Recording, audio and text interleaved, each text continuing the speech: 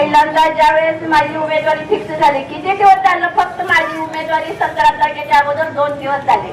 म्हणजे आम्ही अगोदर कोणतीच तयारी केली नव्हती. माझा 15 दिवसात प्रत्येक प्रभागात गेले. विशेष म्हणजे मी साठेनगर मध्ये आल्यानंतर प्रत्येकाची तक्रार होती, आम्ही आमचं तुम्ही काम केलं पाहिजे, तुम्ही मला सहकार्य करा, मी तुमचं काम केल्याशिवाय राहणार नाही. आणि प्रत्येक महिला म्हणते, आणि अगोदर माझ्या घरी कचरा गाडी येत होती, तिथं आल्यानंतर तू का आलं नाही कचरा न्यायला, ते का आमच्या पगारीच झाला नाही. त्या त्यांना स्वतःची नगरपालिका स्वच्छ करता येत नाही, शहर काय स्वच्छ करणार आहे. आणि परत हेच महिला माझ्या पाठीच्या आहेत सगळ्या, संपूर्ण या महिलाचा परिवार आहे.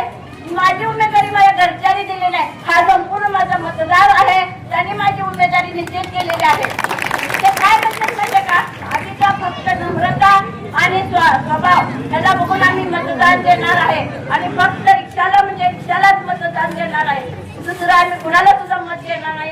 आमच्या विद्यार्थी आणि तुम्ही प्रत्येक आम्हाला इलेक्शन पुढे ढकललं, आमचा फायदा झाला का, तर आम्ही आमचं संपूर्ण